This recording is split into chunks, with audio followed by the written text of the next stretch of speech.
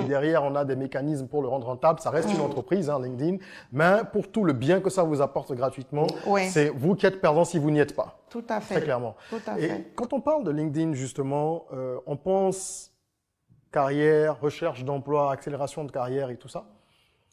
Pour un entrepreneur ou une personne qui est porteuse de projet, quelle est la pertinence d'être sur LinkedIn et comment est-ce qu'on peut capitaliser sa présence dans ce cas-là? La pertinence de LinkedIn, comment vous dire? Déjà, il faut partir d'un point qui est fondamental pour moi. Aujourd'hui, en tant qu'acteur de la vie économique, en tant qu'entrepreneur, prestataire de services, etc., vous savez très bien qu'on vit dans un monde digitalisé, on vit dans un monde où on utilise Internet. Vous l'avez dit et répété depuis le départ. Donc, en tant qu'entrepreneur, il faut savoir que nos clients, ce sont des personnes qui sont nées à l'ère d'Internet. Donc, quand ils auront besoin de quelque chose, ils vont se diriger vers leur meilleur ami. Il y a beaucoup de gens, ils vont sur Google, ils vont sur YouTube. Ça, c'est devenu les nouveaux annuaires aujourd'hui. En termes de professionnels, ils iront où? Ils iront sur LinkedIn parce que c'est le premier réseau social professionnel. Donc aujourd'hui, vous n'avez pas de compte Internet, ce n'est pas un problème. Il vous faut au minimum un compte LinkedIn qui joue le rôle d'un site web. Pourquoi? Parce que ça va représenter votre carte d'identité numérique professionnelle. Il faut savoir que quand vous remplissez bien les différentes sections dont j'ai parlé au départ, en faisant son profil sur LinkedIn, vous avez gratuitement un référencement en tant que professionnel sur LinkedIn. Pour ceux qui sont du domaine des réseaux sociaux, ils savent très bien que le référencement aujourd'hui, c'est payant.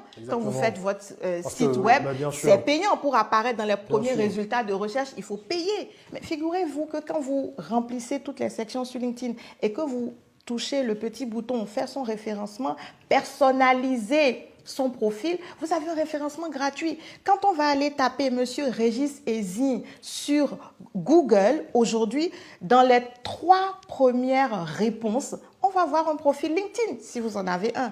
Je sais que vous en avez un. Donc, on va voir le profil LinkedIn qui apparaît. Quand on va aller taper Adjara Toulawani aujourd'hui, on va voir le profil LinkedIn apparaître.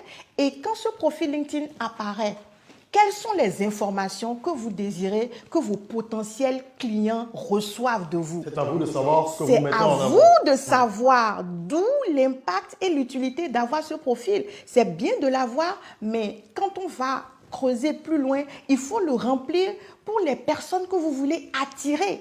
Quels clients vous voulez attirer? Quels investisseurs vous voulez attirer? Quels partenaires? Et quelles sont les informations dont ils ont besoin pour que votre profil soit attractif pour eux? En fait, il faut déjà avoir une stratégie à la base. En tant qu'entrepreneur soi-même, si je comprends bien, et savoir ce que l'on veut mettre en avant pour pouvoir appâter, attirer des partenaires, des investisseurs, en fonction justement de ses besoins, de sa stratégie, de son plan de carrière. Donc, si je résume, en termes de référencement, LinkedIn, c'est extraordinaire pour un entrepreneur. Extraordinaire et gratuit. Et gratuit. Les entrepreneurs aiment bien ce qui est gratuit et extraordinaire. Pas que gratuit. Il faut que ce soit extraordinaire aussi. Oui. Jusqu'à présent, c'est gratuit. Moi, ça m'étonne d'ailleurs que LinkedIn n'ait pas encore adopté la démarche de rendre ce service-là principalement payant. Jusqu'aujourd'hui, il est gratuit. Donc, il est encore temps pour tous les entrepreneurs qui sont en train de se lancer. On sait très bien que quand on se lance, on n'a pas, point de vue financier, on n'a pas des moyens énormes. Donc, il faut vraiment essayer d'être intelligent, même qu'on n'a pas beaucoup d'argent dans son compte. Il faut être intelligent, il faut être futé et utiliser tous ces outils qui sont gratuits jusqu'à un certain stade. Et puis, quand vous ne pouvez plus, pour aller à une autre étape, il faut payer. Là, vous pouvez commencer à vous poser des questions. Qu'est-ce que je peux prendre qui est payant? Mais jusqu'aujourd'hui, moi, je vais vous faire une confidence. Depuis que moi, j'ai commencé à être active sur LinkedIn en 2018, je n'ai jamais payé 1 centime à LinkedIn. Pourtant, LinkedIn, aujourd'hui, j'ai plus de 99%, j'ai envie de dire 99,99% de ma clientèle qui me contacte grâce à LinkedIn, qui me paye mes factures grâce à LinkedIn. Je n'ai pas payé de publicité. C'est juste, comme on dit, de l'huile de coude. Je suis là, je produis du contenu, je communique avec les uns et les autres. Ça coûte pas trop cher, hein, l'huile de coude. Ça coûte pas trop cher. De la motivation et du temps.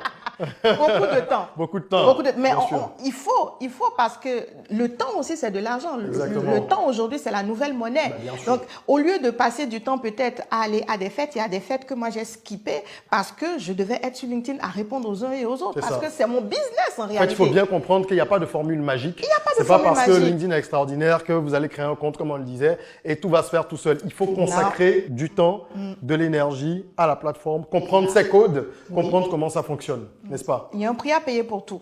Toujours un prix à payer. Oui. Et justement, en parlant de code, parlons un peu de contenu. On sait que chaque plateforme, chaque réseau social développe un petit peu ses spécificités.